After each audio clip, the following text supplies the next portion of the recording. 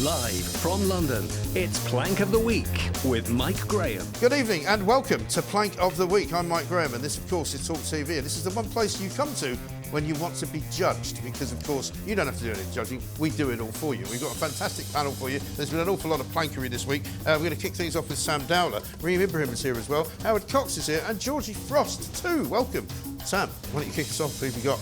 So my first nomination is streaming giant Netflix. Yes. Who giant Netflix who have come under fire, obviously, for the baby reindeer fiasco. They are now getting sued by Martha. Exactly. Her name is Fiona. She's been on Piers' show, and she is a lawyer. She has a lawyer. Is she though? Well, is she? Is she a real lawyer? She can't remember her. She doesn't have a law degree, right? She says she doesn't have a law degree. She says she studied 13 different kinds of law. Yeah. Which doesn't mean you're a lawyer. Yeah.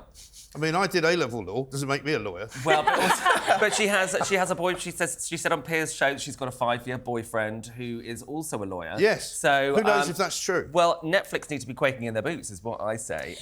Because do you really think Netflix, a multi-million-pound company, didn't do the legal work beforehand? Well, this is the thing. But they said this is what, and we were talking about upstairs. They said it was a true story. A true story, yeah. But it's not very based on a true story. And it would be very easy to find out if somebody actually went to prison or if they didn't go to prison. You would think. Yes, exactly. Even though she changed her name. It's in the public record. So you would expect. Yes. Right. So did they do enough groundwork is the thing. And obviously it's a production company as well, it's their fault, but Netflix is the overall, and they are making a lot of money off of it, so... But they have never said that she's the person that the character is based on. We know as journalists that you cannot allow for people to figure out. Like, you have to make sure that there is no such mosaic or whatever it's called, that people find out who this person is. And clearly they haven't done it. Quickly. It happened like that. Right. And if you say something is a true story, it's so easy to say this is based on a true story. But is it possible, how about this though, is it possible that the account that the guy, Gad, has given of that,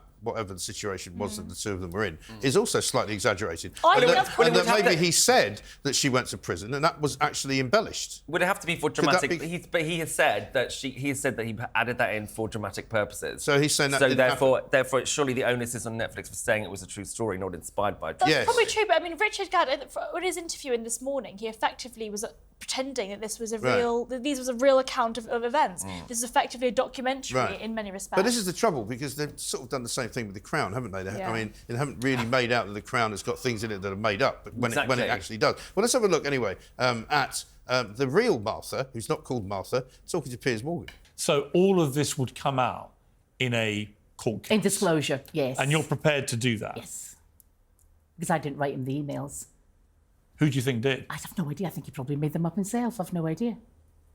41,000 emails. Yeah. I mean, would you accept that someone who did that would be very obsessive about someone?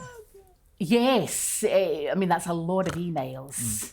She was sitting exactly where you're sitting, Sam, funnily enough. I could feel it. You could feel her energy. I couldn't believe, when I watched that interview, because we knew we were going to be talking about it the next day, I watched it, going out live. I could not take my eyes off it. I mean, it's the most compelling thing I think I've seen in a very long time. I haven't seen the show. I watched the first sort of half hour of the first episode, and I'm told it's quite dark and nasty and horrible and gets a bit weird. No, it's pretty good. Have you not seen it, Howard? You're keeping very quiet. I'm keeping quiet because I don't know what everyone's talking about. So this is completely passed you by. You must be the only person in the entire known universe who doesn't know what baby reindeer is. I'm sorry, I'm trying to grasp this. Yes. But I see Sam's excitement about it. That's making me excited It's quite an exciting story. It's infectious. But of course, the other thing is and I didn't really make the papers down here, but the Daily Record in Scotland, which is the sort of version of the Daily Mirror up there, they had a front page splash saying that she wants £1 million off Piers Morgan as well, because she realised that what the fee that she negotiated, which I'm not going to go into, wasn't very high, and he's obviously now, I think 10 million or 12 million people have now seen his interview. But that's 16. But as he said to her, he said to her in a tweet, no, what you want is an agent. There's another a culprit in the show because Yes, isn't there somebody else's? Yeah, he gets sexually assaulted numerous times, and then Richard Osman came out and said that everyone knows who it is. Right. But I don't. And certainly Howard has no idea who it is. It's about stalking, is it? Yes. Oh, right, I've got that one. There's a lot to it. There's loads. I will catch up. Stalking, sexual assault, lots of dark topics, but also a little bit of humour. And what I quite like about a lot of Baby awkwardness Reader, as well. It's a lot of yeah, awkwardness. a lot of awkwardness, and also this kind of idea that neither of them are good or bad. No. Richard isn't necessarily portrayed as a good character and as the victim. He's really not. He's kind of, it's a little bit more complicated. Well, the only good person is his trans girlfriend, basically.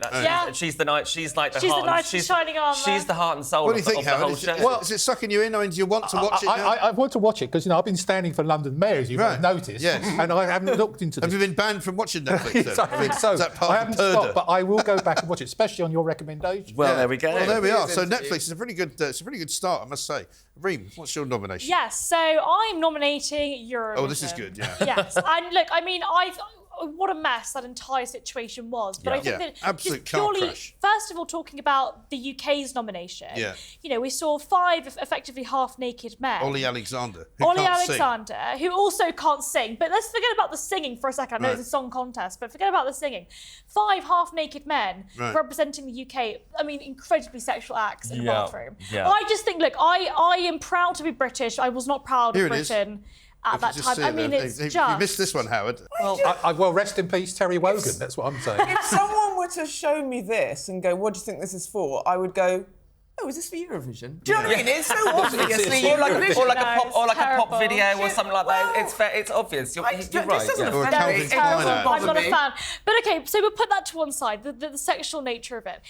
This idea that you had huge amounts of people protesting the Israeli contribution, I think was horrendous. It was. People like Greta Thunberg effectively saying that... What's she doing there? Well, I know, exactly. I don't know what she was doing there. She's everywhere. She's come Just stop across... Greta. She's gone from being an get rid of her. She's gone from being an environmentalist to then suddenly because it's the same. Because they're all these kind of crazy social Marxist justice warrior, nutters, right? Yeah. So it's all the same thing. Let's have a look. We've got some clips of Greta, I think. We think it is outrageous and inexcusable for Eurovision to let Israel participate while committing a genocide. Yes, it's a song contest where Israel, a country that is currently committing a genocide in Gaza, are allowed to compete. I think people don't realise how actually xenophobic that really is. Effectively saying that, if you are from a country, you cannot then represent that country as a result of their government's actions. Let's be very clear about this.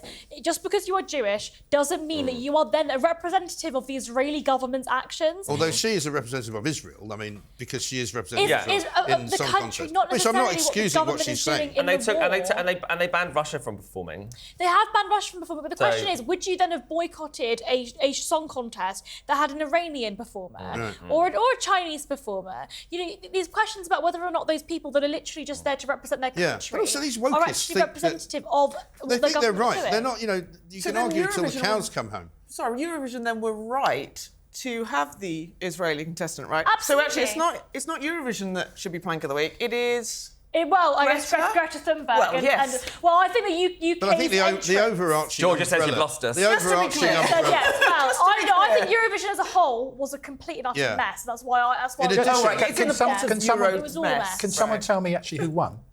Switzerland. Okay, and how many points did we get? We came 18th out of 26. That's not too bad. Better than last year. Not very good. But the bulk of the public vote from this country went to Israel, funnily enough. Quite right. It was very good. But you know what's interesting as well is they also lost viewers. And I think the point about Eurovision being planks here is that it was, it's all very well to say, oh yeah, well, it's always a bit raunchy. It's always a bit like that. This was particularly bad, I think. A lot of people said, lost viewers because they lost 2.5 million viewers. That's because of the people boycotting it because they didn't want to watch it. Well, you say that because it could have just been because it was absolute crap. You can't. But you can't. I mean, if you're a fan of Eurovision, you know it's crap from the word go. So it wouldn't be less than it's supposed to be crap. That's the point. Eurovision is supposed to be silly, and we're supposed to make fun of it. And people will take it so seriously. People over-politicise it. I mean, who boycotts Eurovision? I mean, I know. seriously. I think Eurovision is just entirely over-politicised. People take it far too seriously, which is why I've nominated it. I also think, so funnily enough, where I went to university, LSE alumni group organised a Eurovision showing, and they cancelled it the day before in solidarity solidarity with Palestine. Yeah. And I asked the question. That's LSE for you. I mean, that is LSE for you, but it's LSE alumni. And my question was, what do you actually think boycotting a song contest will do? A, and B, why do you not sort of question whether or not it's okay to criticise a person coming from that country being nominated, rather than actually, would you do that LSE, with of course, Chinese famously nominee? didn't mind getting money from Muammar Gaddafi, No, who was the head of that's Libya. perfectly fine. That was fine. But an That's all Israeli right. contributing No to a problem. song contest is somehow absolutely not allowed. Let's have a look Isn't at... it supposed to be a festival of music? No. It's a song. It's supposed to be.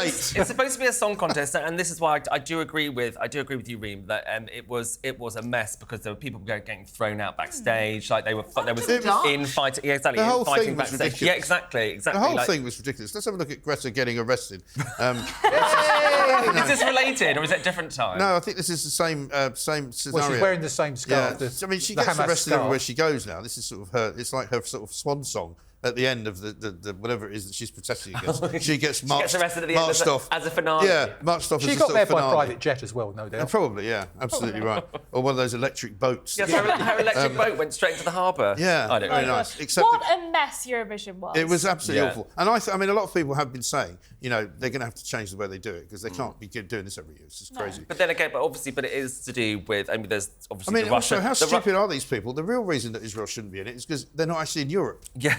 That'd be simple. You Same just as go, Australia. you're banned. Why? Because you're not in Europe. Yeah. There you go.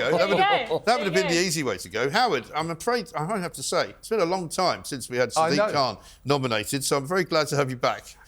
Thank you, Mike. Of course, I've been subject to purder as well. You couldn't have actually grilled Well, we me. couldn't. And it was difficult to make him Plank of the Week during that sort of. election No, period. it's okay. But But now he's won, so now you're ready. So fill your boots, as they say. Yes. I mean, it's interesting, really. There's so many things that he could be nominated for Plank, as usual. Right. But there's one particular thing which is really getting on my goat. It's not the cyclists. I spoke to you earlier in the week about this. Yeah. But the thing that really gets to me is this 20 mile an hour speed limit. I mean, it really is. It's ridiculous, isn't it? And the speed bumps. Even the pinch Welsh points. have worked out it's a bad idea. And I think we will get through this in London. I think it will get reversed, especially if I'm relaunching Fairfield UK. So please come and join Fairfield UK.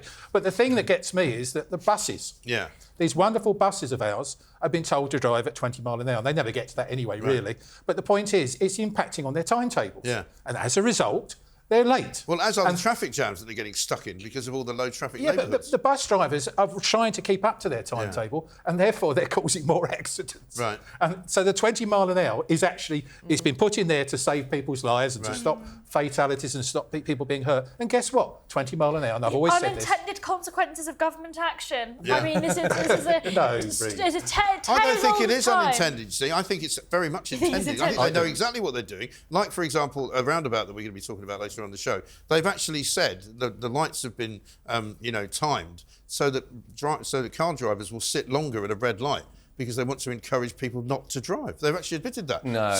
Yes, they have. And the same thing goes for the reason they've made roads narrower and put more cycle lanes in is because they want you to be discouraged from driving. Yeah, there's no question There's that's no the doubt. policy of it. But there is a danger to it. I swear you're spending more time looking at your speedometer to make sure that you don't get zapped. Right. That you're not looking at the road. No. People aren't concentrating. And my sat-nav is not up to date. So it's like, is it 30? Is it 20? Yeah. They keep changing. You don't know. It just drives me mad. And just ask any taxi driver. Yeah. And the poor taxi driver, if he gets 6 points, i.e. driving 23 in a 20 mile an hour zone twice, so he gets 6 points, he loses his livelihood, his licence.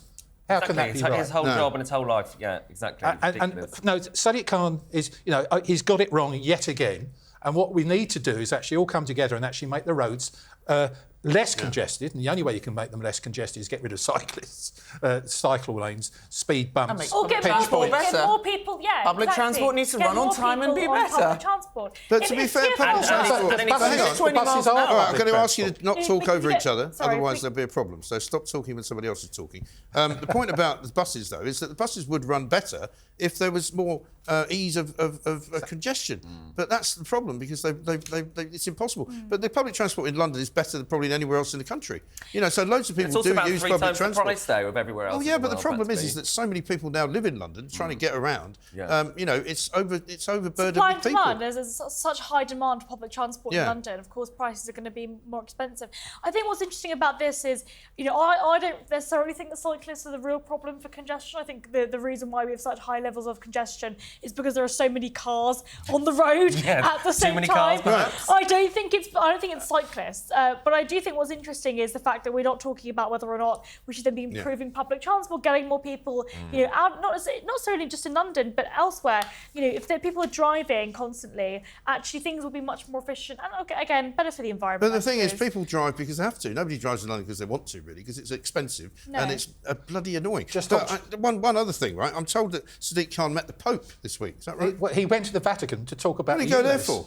To talk about ULEZ. What, in the Vatican? In the Vatican. What about the white smoke? Oh my God, that's brilliant. What about the white smoke that comes out the top? And the other thing also, he's also awarded himself a 4% pay rise. He now earns more than the Prime Minister. Well, I'll tell you one reason why he should be in here, and I think we did it last week. The nighttime czar is now making some ludicrous Amy Lame. Amy Lame or Lame. Lame. Lame. 132,000. When she started the job 8 years ago, she was getting paid something like 80,000. She's had a 50-odd% pay rise in 8 years. For doing what? And the nighttime tourist trade has plummeted. Yeah, because as a result. nothing is open at night. She's quite possibly the worst night She's czar shut it all ever. down. Maybe that's what she's getting. She's on some performance-related pay. She goes to bed at 9. She goes to bed at 9 and waits for everything to shut. Georgie, over to you. I was going to say thank you very much, Howard, for nominating Sadiq Khan, because it now means that I have been on this show for 5 years and never been on when Sadiq hasn't been nominated. It's a pleasure, Thank you for holding that up. It's a pleasure. You know, I was a bit worried. Well done. Maybe I would have to do it, but yes. Well done. So, what have you got for us? So I've picked the NHS Yes. for offering obese men, that's important, £400 if they lose weight. Yes. Now, you'd think with all the money they've spent on diversity and equity and inclusion, that they would see that there's a problem with that, being the fact that you have to be obese and a man. And I feel a bit put out. I am neither. Where's your 400 quid? Do you know what I mean? Right, so basically, they did a trial of 585 people, and they said, if you lose a certain amount of weight after 3 months, you get 150 quid, or 50 quid. If you lose it 6 months, you get 150, and if you go for the full 12 months, it is £300 or £400 you get. Great. Do you know how many people succeeded in the £400? Hardly any, right? None. 27 out of 585. But they thought that's such a success that they're now thinking of rolling it out, which is marvellous, because that's exactly what we want the NHS to be. A lifestyle management service that is handing out financial incentives for us to do the right thing. You know, I feel put out. I'm going to start smoking. I'm going to not go to the gym. Right. I'm going to start participating in illegal drug taking and promiscuous sexual activity. I think and hopefully the NHS will start giving me £400. I'm with you, Georgie. I'm with you. All right, exactly. But the trouble, of course, is with this that they called them men. I thought that they would at least have said, you know, people who identify as men, for heaven's sake. People who identify as they didn't say that. Big bone. Also, the thing that I found very British about this story was that a lot of people got 97 quid, and you go, how did you break that down? How did you get from 400 to 97? Do you lost 97 quid's worth of weight? I mean, I don't know. I think it's really important as well to say that this trial, dubbed the Game of Stones, also included men being texted such daily useful tips like walk a different route home to avoid the kebab shop and don't treat your body like a skit. Yeah. What they say is this was for men, designed by men, because men, you need those little tips and helpful useful reminders and money. And how many kebabs can I buy for £400? You can't do it. You can't do it yourself. So the definition of the nanny state. Yeah, I mean, it literally is. I will say this: the only reason why the government cares about your lifestyle choices is because the government controls your healthcare. Yeah. And actually, if we lived in a country like Germany, Sweden, Switzerland, Denmark, other countries across the world that have more social insurance models of healthcare systems, where you can have those kind of parameters in which you are personally responsible for your lifestyle choices. If you're a smoker, if you're overweight, you pay a higher premium on healthcare. And actually, those systems work so much better. But it's stupid because, you know, you might as well say to somebody who plays football, you know, you're very healthy, but what if you break your leg? Yeah. You're going to have to pay more money. You can't do it that way. You do a risky job. The point being is where do we go wrong that we don't take responsibility for our actions? Like, I do appreciate there are some people who are obese through no fault of their own or not many. It's very rarely. Not many. Okay, right, but I concede that. I'm just conceding that. But cost me a lot of money to get like that. I've spent a fortune in restaurants. Right? Paid a lot of tax on this. It's true. But for the Here's your vast majority, £400. it is. Take responsibility for yourself, for your actions. Why should the taxpayer? Yes, look, obesity costs us about $7 billion a year for the NHS. That's what they say. So why should we have to pay that and then pay? No, because also if you have the why should we have to pay for the NHS in the first place? That's how I've paid taxes my whole life. I've kept. I don't smoke. I'm not an alcoholic. But then so therefore you get less because you've done the right thing. You don't get benefits because you. But you should just be happy about that. You get longer, healthier lives. Shouldn't we be promoting the fact that, you know what? It feels good to be a bit slimmer. It feels good to be active. It feels good to eat well. £400 good. You get to see your grandkids in older age. Yeah, but hang on. If you make everybody super healthy, they'll live longer. They'll cost the NHS more money in the end. We won't be able to afford the pensions. So I say let them die early, let them get sick, let them have heart attacks. Because that's the way to run the NHS, after all. Anyway, we've run out of time, unfortunately, so we'll have to wait till the next bit. Coming up, we're going to talk about Cambridge and the most bizarre roundabout you've ever seen. And I'm going to be talking hunger strikes as well. This is Plank of the Week.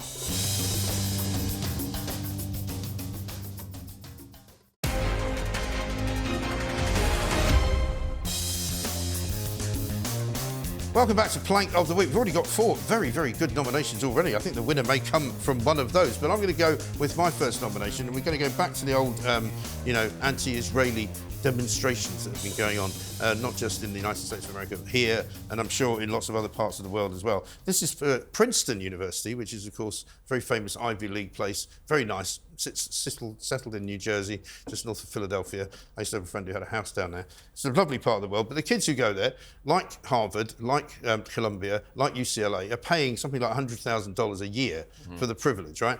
And they decided, these Princeton students, that it was a good idea to make some kind of, demonstration of how much they care about Gaza. So they decided to go on hunger strike. So 13 of them decided to go on hunger strike. Have a look at this. The university and the world must recognize that we refuse to be complicit in genocide and will take every necessary action to change this reality. Our hunger strike, though small in comparison to the enduring suffering of the Palestinian people, symbolizes our unwavering commitment to justice and solidarity. What a collection of planks. I mean, really? Nobody said they were complicit in genocide. You know, when was the last time you got accused of being complicit in genocide? Nobody did. But have a look at what happened a few days later. They have not cared for the hunger strikers, and in the media, they're trying to claim that they've sent medical staff to check on the hunger strikers. This is not true. No member of the hunger strikers has ever received individual attention from a member of university medical staff. And in fact, the university is actively jeopardizing our health and putting it more at risk by, for example, asking community members to take down tarps that they set up so that we could be sheltered from the rain. Oh my God, so they were getting wet as well because it was raining. And they weren't being looked after because, I mean, what is wrong with these people? I do worry that people that graduate from these universities end up running companies. I mean, how stupid are they? These guys won't. The people that run companies won't have gone to the university, I think is the point. Well, let's hope so. But, Princeton is a very well-regarded university. These people are supposed to be the cream of American society. It's Ivy League school, Yeah, isn't it? very much so. It's the same with Columbia. I mean, the ex-LSE director has just moved to be the dean at Columbia. Right. Same exact stuff that you're seeing, but we're now also seeing this in the UK. We saw it in Cambridge. Yeah. We saw it in Oxford. We're actually, the best and brightest students across the country. They're clearly not very bright. Sleeping outside and striking. Yeah. Because of the depth of feeling that they have about. No, it's because they're idiots. Because you know what happened after 10 days, right? They gave up the hunger strike. And do you know why? Of course they did. They were hungry. They were hungry. I'm not kidding. I'm not joking. That was the reason they gave, that they were all a bit hungry and they were worried about their health. So they stopped the hunger strike. So they don't actually care very much at all about the people in the Gaza. entitlement to say, I'm on hunger strike, how dare you not come up and check on me? It's your choice. You've chosen to do that. Right. I can't believe how entitled some of these It's people like, do you remember the Columbia students who were claiming that they needed humanitarian aid to be brought to them, even though they were living on campus on the Upper West Side of Manhattan, which, as far as I know, is probably one of the most populated areas for restaurants in the entire world. Yeah. Right? But one of the universities negotiated with the protesters, and they came to a conclusion, and the protest stopped. Because they wanted the university to, I can't remember what it was something to do with Israel, obviously, but the university, you know, they had a discussion about it, and the protest worked. And But how that was can it. you actually How did the protest work, though? Because they did, because they got their demands. But what do they want? What are The demands were, again, I can't They want the remember. letter M stricken I can't from the remember. English language? No, it was something to do with. How is Princeton University This is how much you complicit in care about the. genocide? This is how much you care about the cause. You can't remember what it was. Right? I try not to speak about it at all because obviously it's so divisive. It's not and divisive at all. They're just They're just picking spoiled, one- rotten, little good-for-nothing toffs who've got more money than sense, right? That's what Probably they all are. privately educated, very well off. Probably. Mummy and daddy paid for the university It's an degree. epidemic of Tarquins. That's Yes, what we've got it right is. across. And that's what we got right across. And it's a fashionable thing, virtual sibling. What should we do today? Oh, let's go and do this. Yeah. Let's go and throw something at the Mona Lisa. You don't see anybody on a sit-in protest down at Canning Town because No. they're too busy getting on the They're Jubilee working. line, the Jubilee line to go to work. Yeah. You know, But these it guys is, have got nothing to it's do. worrying, and you're absolutely right. It's worrying that you've got like students no platforming people, and Yeah. this is supposed to be, you know, the hub of intellectual, the future leaders of our country, of the world, and what have you got? It's one issue after the other. Yeah. It's like, what's the If it's thing not of the climate day? change, it's Trans, Palestine, whatever. or, Exactly, it's something, Palestine. but it's Hasn't all that, the same hasn't that development. always been the way? 'Cause No. When I was at university, it was exactly the same. Well, what were It you was- demonstrating it was, against? it was people were Iraq war There for was a us. socialist party, and they would always do a did you always do- do a did you go march on hunger and a strike? protest. And no, I didn't. I was in drama school. Of course you were. As long as I could do the splits, I was fine. Yeah, I mean, that's the not point. There was one this one. I think it was Arizona. I think it was where they had some kind of ceremony for either the new term or people graduating or something like that. And Jerry Seinfeld turned up to speak, and they all walked out because he's Jewish. It's completely bonkers. Literally anti-Semitic. That's ridiculous. I It mean, is, but that's the kind of thing that's But they happening. are so thick. Because you have to listen to somebody speak and being just being Jewish doesn't mean you necessarily even support Netanyahu or absolutely. Israel at all. It's ridiculous. But this is my exact point about Eurovision, right? And also, Yeah, I think what's exactly. fundamental part is that just because you are Jewish, it doesn't mean you have to be somehow subjected. But I think to the singer in hatred. Eurovision had said that yes, she agreed with the war. She thinks they should be But obliterated. I- blah People were blah upset blah. about the fact that there is a representative of Israel in the first place. Yeah. Jerry Seinfeld, again, being Jewish doesn't mean you're suddenly accountable for the Right. for the Also, Israeli the other government's thing, the actions. reason that these people get so worked up about all of these issues which have nothing to do with them is because they literally don't have a care in the world. Yeah. You know, they don't have to worry about where the next meal is coming from, unless they're on hunger strike. They don't have to worry about, whether they can afford to buy a house because mummy and daddy have got 4 houses. Yeah. It's not a problem. They don't have to worry about whether they'll ever They're not just have any money idle and or not have a bored. job. They're idle, they're bored, they're overeducated. One of the ones at Columbia, I think, was a PhD student who'd been at Columbia for like 6 years.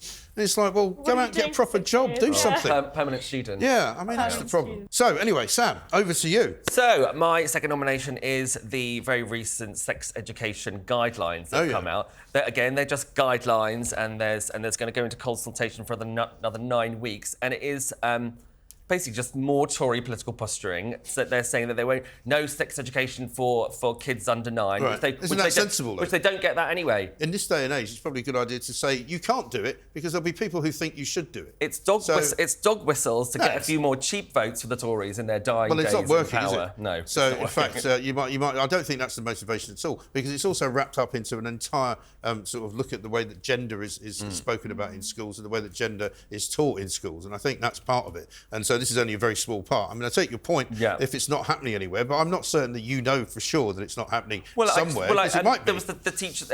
You speak to any teacher, and they say that kids under 9 get the correct amount of teachers won't say that they're doing it wrong, will they? Well, but they would say that. What are you doing? I'm doing everything fine. Absolutely no problem at all. They'd say the guidelines were wrong, and the head of the teachers' union said that it was political posturing, basically. The head of the union? Oh, really? Yeah. Are you sure? I mean, come on. The head of the teachers' union says they're not doing anything wrong either. Brilliant. I mean, you know, there are some real politic things going on here. And I think, as a father of 4 children, a lot of my children have been taught things that I didn't think they should have been taught at the age that they were taught at, or things that they were discussing at different ages. And, for example, they don't...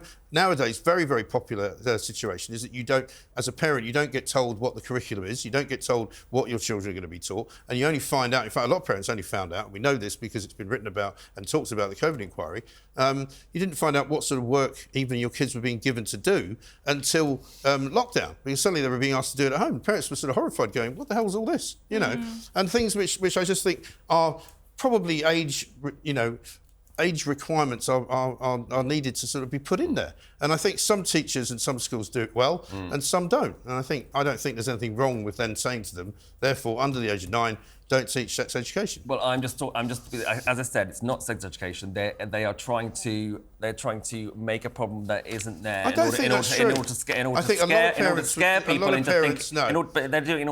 people into thinking that they have a handle on it when they don't. I think a lot of parents would disagree with that. Anyway, Reem, over to you. What have you got for us? So I'm nominating Harry and Meghan. Well done. Of course. Another favourite. I've never been here when Harry and Meghan haven't been nominated. Have you really? No, Well. Look, I'm normally not the largest Harry and Meghan hater in the world. I think I'm pretty indifferent to them. I wish they would just kind of shut up and go away. Yes, that'd be good, yeah. But I thought this was absolutely hilarious. So their Archwell Foundation, their charity, and there's sort of new reports over the last week that effectively they had been branded delinquent by the US authorities because they had messed up their tax returns, they'd messed it all up. Now, there's been recent reports as well that actually now it's all been sorted. It's all sorted out. They've handed in, it was one single cheque. It was a cheque for $200, apparently. That they had messed up. And what's so funny about this is that branded delinquents, they weren't allowed to raise any funds or indeed spend any of that money as well. And then they were like, oh, hold on, no, everything's fine here, it's all good. Yeah. Like, how can 2 people be so incompetent? Oh my God. Well, the thing is about the charity as well, which has had various sort of scrutiny, various bits of scrutiny put to it. In the first instance, when they got their first sort of donation, it came more or less, I think, from one person who gave them like $11 million. The second year, they got hardly any donations at all. So they're not really raising very much money. And I think I'm right in saying that when they were in Nigeria, they promised to build a basketball court, which I don't think really is what we were expecting from a charity. Charity in name only, basically. Yeah. It is effectively charity in name only. Now, there is a question about whether or not... And here they are in Nigeria. Because, of course, Meghan's now discovered that she's 37%, is it, Nigerian? What I find hilarious about Meghan herself is that she sort of embraced this after finding out that she was percentage Nigerian. Right. So saying, well, look, this is me going back to my roots, back to my culture. And it's like, you didn't grow up there. You don't understand She actually said at one point, my country. My country, People are going... I mean, they all seem to quite enjoy it in Nigeria. Did she say my country? She said she's my a valley country. girl. Come on She's now. a valley girl. She eats avocado toast. Yeah. Like, what is going on? I think what's so funny about this, though, is first of all, the entitlement, but also the question about whether or not their tax affairs have ever been sort of correctly Well, there's a big filed. question mark, isn't there, over his tax affairs? Because if he becomes a proper resident of America... He'll have to pay tax there. He will have to pay tax there. He won't be exempt from tax in any way, shape or form. So I don't know how they're going to work that, because he's now, I think, I'm right in saying, named California as his main residence, hasn't he? Yes. He named the day that he started living there as the exact same day that he was kicked out by the king. Which is actually also wrong, isn't it? Because when he left, they went and lived in Canada for a while. Vancouver Island. For a couple of months. But he definitely did that so that it would get the headlines and people start talking about it, and it was probably done to hurt the royal family. Again, because Harry and Meghan have absolutely no consideration for anybody other than themselves. Yeah. And I think that this entire situation is a perfect example of that. Didn't you think it was pretty weird, Georgie, when Meghan flew to London to meet up with Harry after he had come here not to see his father, because his father wouldn't see him, and then they sort of tootled off to Nigeria together, and they didn't take the kids. And she was away from America for American Mother's Day. Yeah. And they talk about how much they love their kids and how much time they want to spend with them. They spend a lot of time away from them. Why can't you take them to Nigeria? They're not that small. I was a bit put out, that she didn't say anything about Kate, wish her well publicly. I thought that would have been a rather nice touch. Yeah, that's look, if you're going back to your country, it would have been lovely to take your kids to your country so you can show them where you were raised. Yeah. Oh, no, she wasn't. Hang on a minute. So I don't really care, to be honest. I'll tell you what, I'm going to ask you this one, Howard. What about the new picture of King Charles? What did you make of that? I'm going to be... I think it's going to be very amazing, because I actually like it. Yeah, That's me okay. Me too. You can like it. It's not a problem. I think it's an amazing picture. I think his face, and I don't know about his hands, but his face is right. And it actually made me think and look at it more than I would have normally, the traditional sort of portrait. Right. I think they've made his fingers thinner. Have That's they? what I think, because they're not. Normally they're sort of another Photoshop sausage disaster. fingers. It does it's make got it a look very- butterfly in there. Yeah, it No, makes I it can't look see the very butterfly. modern. Yeah, it's on his shoulder. It's on his shoulder, the and it's a side. monarch butterfly. Apparently, he asked for it to be That's put because in. it's a monarch. Yeah, and also it looks to me like Just Stop Oil have already thrown something over it. That's sort of why I don't really like it. But that's what they've done. It's somebody throws something over it. You won't notice. Actually, that could be the new thing. Yeah, the new Mona Lisa. It's all red. It's all red. Looks like soup. Don't worry. Right, that's enough for that section. We're going to come back with some more nominations, but I'm afraid it's all jumbled up here, so I've got no idea what we're doing. But we'll be back after this for Plank of the Week.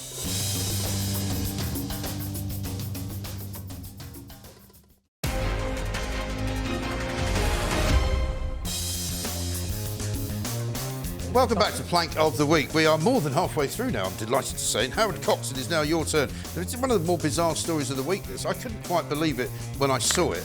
It's about a roundabout in Cambridge. Yeah, and you reported it brilliantly, etc. But I must have had about 200 or 300 people from Cambridge writing to me about it. The taxpayer has been has been asked to pay 24 million to redesign this what was a crossroads. Right. They called it a roundabout. There's no. It's like a four-way stop. Exactly, but right? the idea is actually it's cyclist friendly and pedestrian friendly. Yeah. There's lots of buttons for them to press to say to give them priority going across.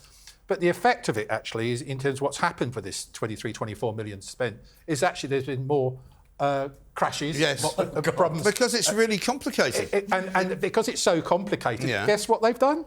They produced a video, Yes. again at taxpayers' expense, Right. of how to... So you're supposed to watch this video on YouTube before you go anywhere near the roundabout. You don't watch it while you're driving out. Yeah, here we are. Have a look at this. This is amazing. When approaching the junction on the cycle path from any direction, cyclists can make a left turn without a traffic signal control.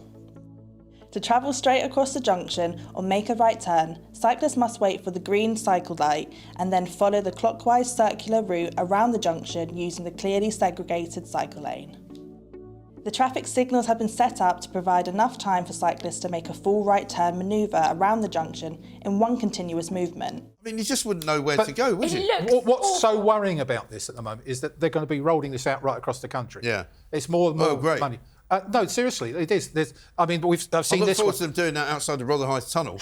Absolute mayhem. How much is all that going to cost? Well, this is 24 million. That was 24 million. What you saw. But if this is going to be rolled out across the entire country, Apparently. how much is that going to Well, I know for a fact it's about 8 or 9 places. It's definitely. So you're looking at 150 million. But this is what I was saying earlier about when we were talking about the 20 mile an hour thing, that you can clearly see that there are so many lights going on there, but in order for the time to be right for cyclists to be able to go sort of there and then right, they're keeping the traffic sitting at a red light for longer than they normally would, deliberately. So people in cars are going to be raging. It's yet more anti-driver policies rolling out right across the country. And, they're trying to encourage us to get on bicycles. I'm sorry, I don't want to get on a bicycle. I want to get in my car, nice and warm and cosy, and listen to Led Zeppelin blasting out on my speakers. What's your favourite Led Zeppelin album?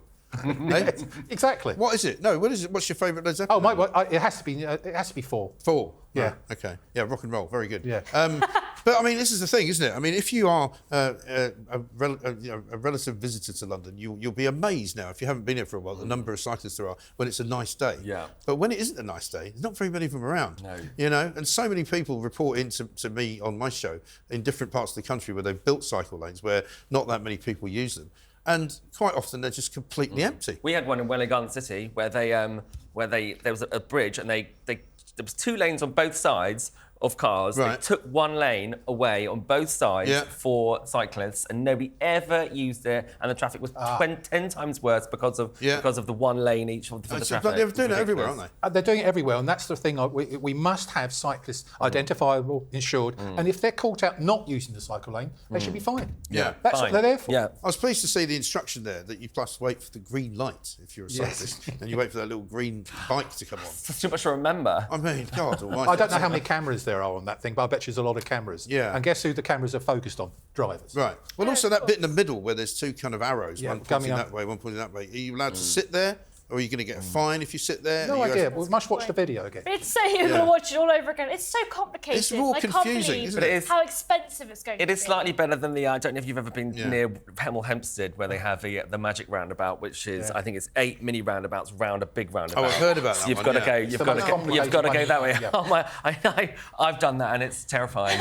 Make you feel unwell. Or I'll give you a tip: don't ever drive in a roundabout in America, because in America they stop on the roundabout. Oh my Give God! way, right? And you go, if you go, what's he doing? Why has he stopped? To let me in. Oh, okay. That's a bit terrifying. weird. And then if you don't stop to let somebody else in, they're shouting at you. Yeah, because then it's bad driving etiquette. Yeah, I know. Unbelievable. Anyway, Georgie, over to you. We're going to get Gillian Keegan. He's already roughed her up a bit, but you're going to give her a proper going over. I'm going to properly go for it. The final blow. Yeah. So there's a problem with school absenteeism. There has been since the COVID pandemic, right? We know that. Apparently, there's now some research saying that Friday is particularly bad. Yes. So the Education Secretary, Gillian Keegan, says that the reason for that is parents working from home. Yes. Taking their kids out, going for long weekends in the Cotswolds, honestly, it drives me mad.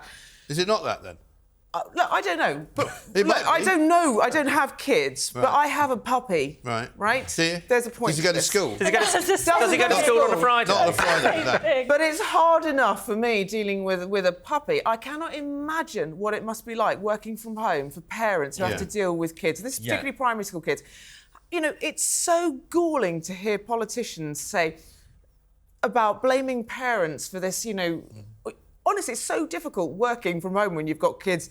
But look, this is what their guidance says as to how to deal with absenteeism. Build strong relationships and work jointly with families, listening to and understanding the barriers to attendance and working in partnerships with families to remove them. This, slamming families for working from home, is not doing what their policy says. But the thing that really gets me as someone who doesn't have kids but does work from home is what is this narrative around people that work from home? Do we all swan around doing Pilates or something? There is a bit of this work shy Britain. I think it depends. This work shy Britain was what kept us going as well as all the other people that went out to work during the pandemic. We worked from home, and actually all the evidence shows that you work more from home than you do in the office. I don't think there are different ways. All the evidence shows that. All the evidence has shown that. The research, I've done lots of things about this. That's not true. The research shows this, and it also shows there's better working times. So for more concentrated work, it's better from home. For more collaborative work, so actually there's times when working from home is better. But my point being is this narrative of just working from home is the work shy.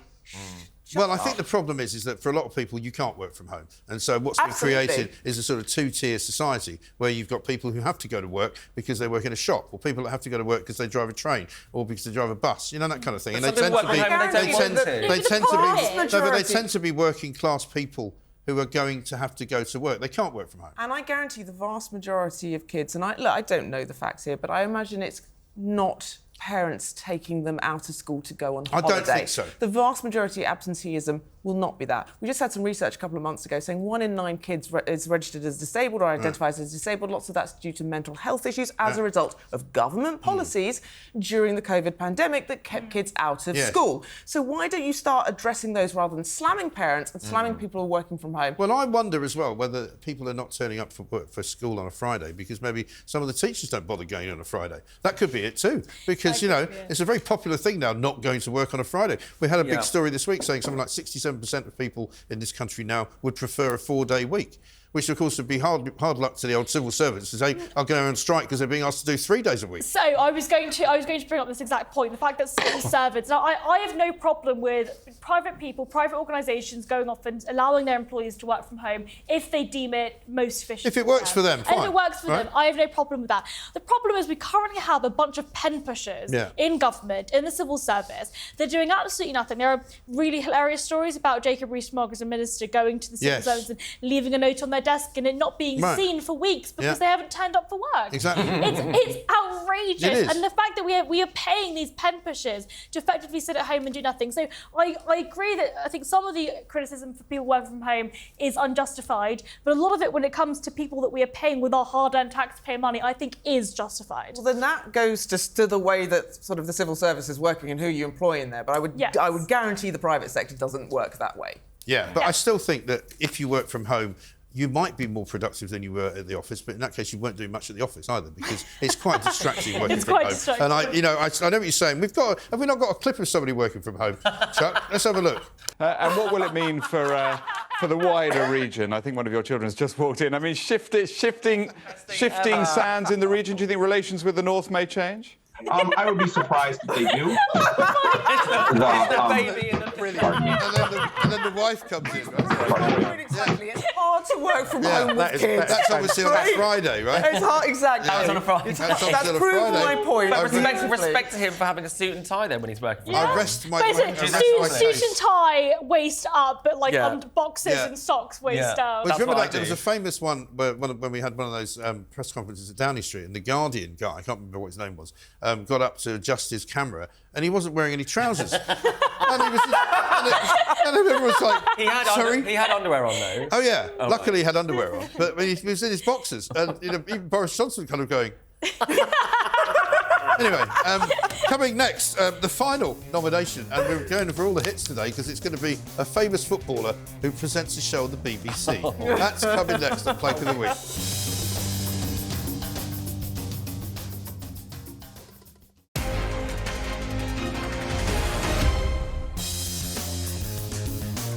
Back for the final furlong. I'm going to choose the winner. But before I do that, I've got one final nomination. It is, of course, the one and only Gary Lineker, who hasn't been on for a while because he's been quite quiet lately. But he gave an interview recently, earlier this week, to Mehdi Hassan. And Mehdi Hassan is a guy who used to do a programme in America. I think it was on either CNN or NBC or one of those. Anyway, he got fired for being completely biased against Israel. And so he now does his own little sort of TV podcast type show. And he got Gary Lineker on, and Gary Lineker gave this kind of treatise about how terrible it was that he had to go on Twitter and weep every single time he saw these terrible images of children dying on Palestine, and it was the worst thing he'd ever seen in his life. And he talked about the Hamas thing. But unfortunately, of course, the Hamas thing is the thing that he doesn't like to talk about, because famously he never tweeted out anything about the Hamas thing. And you can tell by his kind of movements and his body language that when he talks about that, he kind of dismisses it out of hand, and then just goes on and on to once again name all of the propaganda numbers that come out of Hamas. And I mean, the guy just doesn't seem to get it. And of course, the BBC once again did nothing about it. You know, they're supposed to have rules for him about what he's supposed to be able to say on social media. And of course, the last time he wrote a letter about something, they said, "Oh, he hasn't said it on social media, so that's fine. He's written a letter." Well, this has been all over social media, but and not one comment. Isn't he on a podcast though? He's on somebody else's podcast. Yeah, it doesn't matter though, because if you're going to say it's on social media, it's been put on social media. Therefore, he is speaking on a podcast which is on social media. So if you wanted to operate the rules as they're supposed to be operated, then he's currently against the guidelines, isn't it? Yeah, so it's like me saying, I'm not representing the IEA if I do one particular media bid, but it's like you're always representing the organisation you work for. Right. And that's part of the guidelines with Gary Lineker. I think Gary Lineker, it's just time that he goes, and it's time that he leaves, because clearly he wants to be a commentator. I think he should be allowed to do that. Go and do that, but don't be on taxpayer dime. Well, do you know what's even funnier that he's done this week, which also makes him a possible plank of the week, is that he started complaining. Because he owns this Goalhanger podcast company, which is very successful. He publishes podcasts on politics, he publishes podcasts on football. He's making an absolute fortune. I mean, hundreds of thousands of pounds are coming into this company, right? And he actually said that he was annoyed because the BBC have come out and said that they're going to start putting adverts on their podcasts. And he said, this is very unfair because commercial companies are going to be affected. You go, sorry, hang on a minute. You mean the people who pay you £1 million a year to work for the BBC? You're complaining about the fact that they're going to possibly impact your commercial arm, which is something over here. Yeah. I mean, talk about, the absolute sort of brass neck. Yeah. I think I agree with you though. If that's what because obviously, after he's been a successful footballer, he's been a football pundit. People often find that they want to get more into politics. They want to be more political. They want to talk. That's fine. Talk more. No problem. So do it. Yeah.